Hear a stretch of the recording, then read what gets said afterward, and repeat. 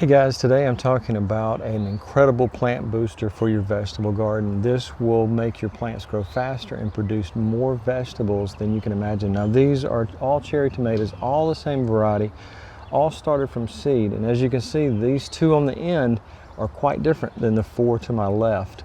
And that's because I've made a special concoction that works like magic. It's incredible, the growth rate. You can see these are at least triple the size of these, all started from seed at the same time. So let's head into the greenhouse and I'll show you exactly how to make this super simple formula. You probably have this in your pantry right now if you're an active chef or cook. It's very easy to find. It's at almost every grocery store you'll visit. You can order it online. So just take a close look. I'll bring you around to the other side so you can see the difference before we head into the greenhouse. So I'll just give you a close-up of the size of this plant. As you can see, I'm hoping that's in view, but there's some cherry tomatoes already starting on the bottom. But as you can see, the size of this plant is a fraction of this plant. And the only difference is this formula that I've watered this with once, maybe twice a week, in varying stages of the growth, different amounts actually. So in the beginning when they were just seedlings, it may have just been a few drops, and then I moved my way up to a full cup of watering just to make sure they get off to a great start. And here you can see actual tomato flowers there that are soon to be tomatoes. Again, this is yet to produce a tomato, so that's the difference in the four on the right that I showed you versus these two on the left. I just wanted to make the point very clearly that this formula works great. So one of my gardening friends that I showed this recipe to and I showed the results, and then he tried it, he was amazed at the results. He was an older man, but he had never tried this formula, so he refers to it as the Miracle Growth Elixir. I hope I got that right, but when he said that, it made me laugh because I never really thought of it that way. I just thought of it as a plant growth stimulant. So it's kind of the same thing, but worded different ways. So let me show you how to put this together. I've been accused of rambling, so we'll put this recipe together really quickly and I'll show you how to do this. So if you're starting from seed or you're buying at the big box store, just try this formula on a couple of plants and you'll be able to see the difference in a very short amount of time, anywhere from a month to a month and a half. All right, so I'm going to go through the ingredients really quick to make up a 1 gallon batch. I used this Fleshman's active dry yeast. I keep this in my fridge and it works great. You can use different types of yeast. You could use a liquid yeast, bread starter, whatever you have, but just any type of yeast. Second, you're going to need molasses. Now you can substitute things like cane sugar, white sugar, and just use the same amount. Instead of 2 tablespoons of molasses, you could use, as I said, a type of sugar. Next, you're going to need 1 tablespoon of baking soda. I'm going to give you all the amounts, exactly how you put this together and everything if I've left something out. So you're going to need your baking soda, and then you're going to need 1 gallon of lukewarm water or slightly warm water, anywhere from 90 to 95 degrees. You can just take some water that you've captured from a gutter. If you're gardening on a small scale, you could use something like spring water, but I would recommend not using chlorinated or fluorinated water because they do have a lot of extra chemicals in there. So just remember, setting up your own rain catch off a gutter would be a great idea. Now the first thing you're going to need is you're going to want to activate your yeast, and this process can take anywhere from 2 hours to overnight. So I would just say, I would probably, just to make sure that your yeast is not dead or that it's not gone bad or anything like that if you haven't stored it properly, is just do the overnight method to begin with, and then you can reduce the time. But once you add this yeast, you should see a foaming type action when you come back the next day. So next we're going to add, before we add in our yeast, because we want the yeast to go spread across the surface so we have a lot of surface area. So I'm going to add in the molasses, but again, if you do decide you're going to go with a granulated sugar, you're going to need to make sure that it's mixed properly. So I'm going to go ahead and double this and make it 2 tablespoons. Excuse me, not 2 tablespoons. I'm keeping this at its regular rate, which is 2 tablespoons. I misspoke there. And then once you get that in the water, we're just going to stir that in our lukewarm water to make sure it's mixed properly. Our yeast is going to react with this, so we want to make sure that our sugars are mixed well. And if you're using any type of granulated sugar, you're going to make sure you do the exact same thing and make sure the sugar is completely dissolved in the water. You may want to actually go with a little bit closer to 100-degree water to make sure your sugar dissolves properly. All right, so let's add in a tablespoon of our active dry yeast, and we don't mix this, we just kind of put it across the top And the results you should see if you wait overnight, you'll see a reaction between the sugar and the yeast. It's going to be kind of a foamy, almost like a beer type head on it. So just give it a minimum of 2 hours, but I would recommend, if this is the first time you've done this, wait overnight to make sure there is a reaction from the yeast, and make sure that it's actually live yeast and your yeast has not gone bad. Now I'll show you some of the yeast and the sugar or molasses water that we've added it to. You can see this foaming action is already starting, and so it may take as little as 2 hours, but again, overnight I think is going to give you better results. But again, the yeast will start reacting with the sugar rather rapidly, and I'm going to go over the reasons that this is so important for your garden. And also, you don't want to overuse this because you can have a microbial imbalance in the soil. So just remember, follow the guidelines to putting this together. Now I've allowed some time to pass, and I just want to give you a quick glimpse of the foamy action that started. And the longer you wait, the better this is going to be. But for purposes of the video, I'm just going to run through the list before it actually does an overnight process. So again, if you're doing this for the first time, do an overnight soak there and just let it sit. I would make sure that you start out. One reason it might fail is that if the water you're using is not lukewarm or above 90 degrees, so you want that yeast not going into cold water because you may not have the reaction you're hoping for. So just remember, warmer water, but not hot, not over 100 degrees, and you want to make sure that it is not chlorinated or fluorinated. It needs to be pure water. So if you have to, go out and buy some spring water or some very pure water that does not have any added chemicals. All right, so I'm going to add in the remainder of our water and try not to make a huge mess here. Our yeast has been activated, and so that rule of making sure the water is the right temperature and allowing time to do its magic with the yeast, you'll have a much better result. If you do this right away, mix it and then apply it to your garden, you're not going to have great results. So next thing we're going to do is we're going to pour in our buttermilk. And like I said, just do that slowly and use a stir stick. I usually use paint stir sticks to do that. So today my paint stir stick is missing in action, so I'm just going to set that off to the side. And then I'm just going to stir it like this.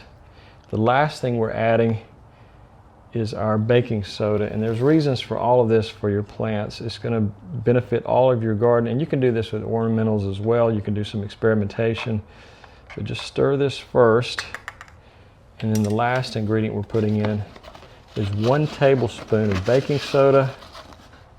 The baking soda is a little bit clumpy there because it's been in the greenhouse, and again, you only want to use 1.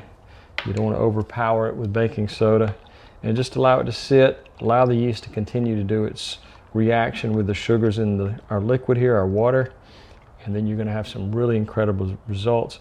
Also, if you're not a member of the Patreon, I'll put the recipe there, and then I'll put some benefits and some different ways you can use it in the garden. So if you're not a member of the Patreon, please take a look in the link in the description, and you can become a member there, which really helps the channel grow. Now this is a batch I made yesterday, and as you can see, the yeast has really created that beer-like foam in it, and this is ready to go into the garden. So I always say, if you do use mason jars, make sure you don't put the lid on too tight, because if pressure builds up, if you had a lot of reactions, it could crack your glass jar, or actually something worse, you could have almost an explosion type thing if you use too much yeast. So just remember, keep the lid on these mason jars very loose, or you could cover it with a towel or paper towel or a cloth towel and just allow those gases to escape as that reaction takes place. Now the next step in this process, I want to talk about applying it to your plants, whether we're talking tomatoes, cucumbers, squash, and I grow all of those in my garden and have seen amazing results with this yeast type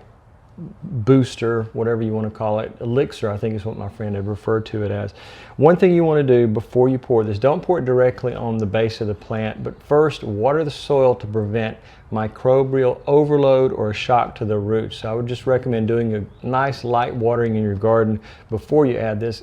Chances are it's not going to do anything too detrimental, but just to prevent any accidents from happening, I would recommend watering the soil lightly, especially if it's really dry in the soil, so that way you'll have better results. Now next I want to talk about application amounts. Now if you're starting from seed and you're just have a huge seed tray, just having something like this small bottle, you can just put just a small amount, maybe just a few drops on each one in the beginning stages.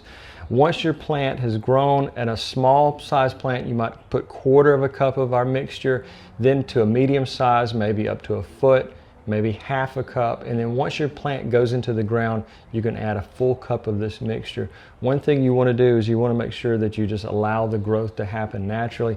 Don't overload it when it's in its seedling state, because that can be a really negative thing. Your seedlings may die. Another thing I'll talk about is not watering the leaves themselves. Only water at the soil base about 1/4 of an inch away from the stem where it's coming out of the ground, because you don't want to cause any problems, any type of bacteria overload at the base of the stem. So again, not on the leaves, not on directly on the stem coming out of the ground, but just in the soil area around it, especially in the seedling stage where they're just coming out.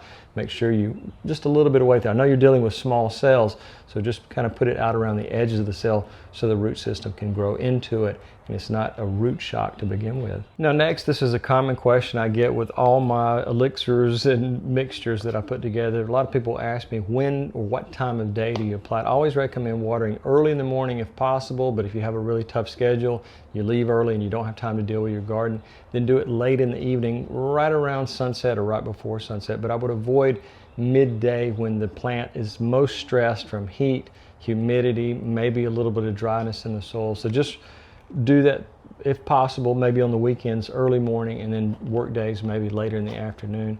That's going to work best for you. Now, a lot of people ask me, what is the frequency of adding this formula? You're going to still water as you normally would, but I would recommend in the seedling stage just a few drops twice a week, right around each seedling cell tray or every cell in the tray. And then once you see that growth, you can move it up to twice a week, maybe 1/4 cup on a plant that's in an individual pot. And again, once it goes into the ground, you can use a full cup. I may have covered this twice, but I just want to make sure that you're not overloading the microbes in the soil, and that way you have the proper speedy growth and lots of fruit setting without the problem of any disease or problems, harm to the plant. Now I want to talk for a minute about what you'll expect within a certain amount of time. Within 7 to 10 days, you're going to see greener leaves, as you can see on these 2 cherry tomatoes. The leaves are very green. We see lots of fruit forming.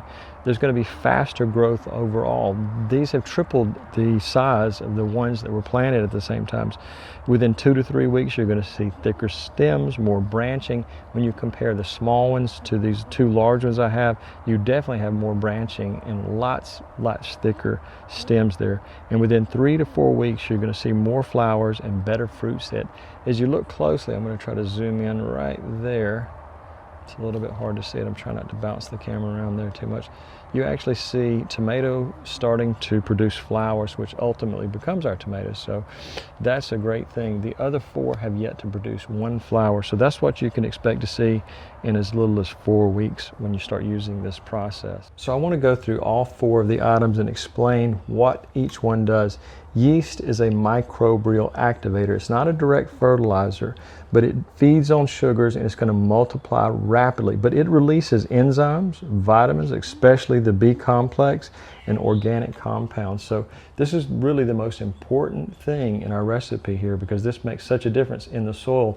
And once you bring your soil alive, you're going to see huge results. Again, you can see already the yeast is reacting with our sugar. So temperature and sugar is really important. I would go with the molasses, but again, if you don't have access to that or don't have any in your pantry, just use the most natural sugar you can get, and as a last resort, a white sugar. Now, 3 more things I nearly forgot to mention when it comes to yeast. Yeast is going to feed beneficial bacteria and fungi. It's going to speed up the decomposition of organic matter in the soil, and it unlocks the nutrients that are already in your soil. So a lot of times the soil or the plant can't react together well without something like bacteria and microbes that help the 2 interact. It's kind of a symbiotic relationship there. Now, there's a key concept when you're using this particular method with the yeast. It's the microbial cascade effect, and I'm going to put on the screen right here exactly what that means, and that will help you understand it. You can freeze frame the picture and read through that right there. Also, the natural plant hormone production, I'll put what happens there on the screen as well. So there's 2 things that this yeast is going to do, and it's a very key component of using this, what some people might even call almost a magic elixir that makes your plant growth explode. So I try to shoot through the other 3 ingredients really quickly and explain what they're doing to our recipe here. Our buttermilk is our calcium delivery system. Tomatoes often struggle with calcium uptake, and that's going to often lead to blossom end rite. Buttermilk is going to provide calcium, it's going to provide lactic acid bacteria, and that's going to improve the calcium support into the fruit, and it's going to strengthen the cell wall. So buttermilk is a key component of this recipe. Now next is our molasses, and I use molasses because it contains minerals. Your sugars may not contain that unless you're talking about natural cane sugar, and it may contain some of these things. I haven't researched that, but molasses itself contains iron, potassium, calcium, and magnesium. It's going to feed the microbes longer than plain ordinary sugar, and it's going to sustain microbial activity in the soil. So this is basically what this means. It's going to be an extended nutrient release and a healthier soil ecosystem. And last is our baking soda. So this is going to be a pH modifier, and it's going to be a fungal control agent. It's going to slightly it's going to slightly raise the pH at the soil surface.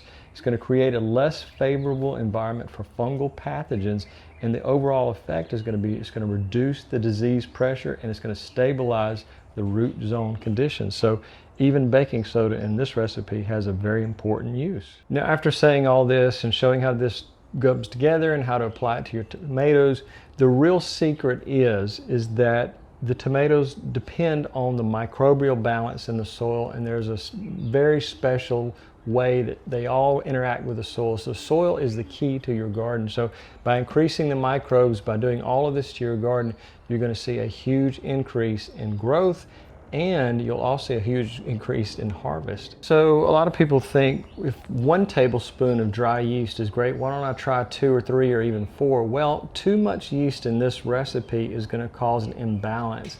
And so you want to make sure that you stick with the recipe exactly as it is. What will happen is if you have an excessive amount of microbes in the soil that's going to be competing with your plants, and it's just not going to work as well. You're going to have more leafy growth and less production of actual fruit. So remember, stick to the recipe.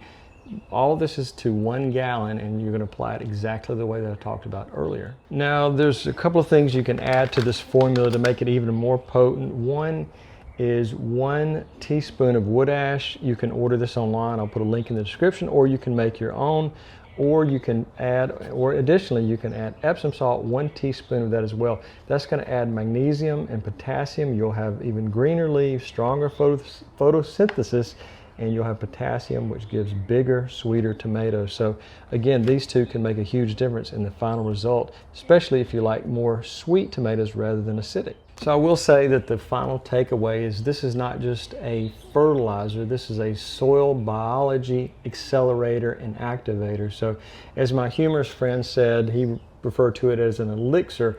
It's just something that's going to make your soil richer, and your tomatoes or whatever you're growing in your vegetable garden is going to be much happier, and you're going to see the results in a very short amount of time. So guys, again, if you want to help support the channel and make it grow even faster, you can take a look at the link in the description to my Patreon.